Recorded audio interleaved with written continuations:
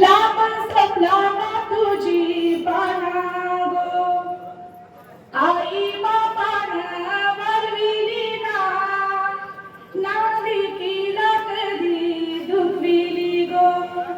दोन्ही हाताचा करून मला, अंगा खांद्यावर खिलविली मला ग. भाकरीचा घास भरवताना, पाठी माईचा हात फिरवी गो. बारून 12 वर्ष गेली, आई बापाने मला वारविली गो. लहानाची मोठी करून मला, आल्यावराला देऊ केली गो.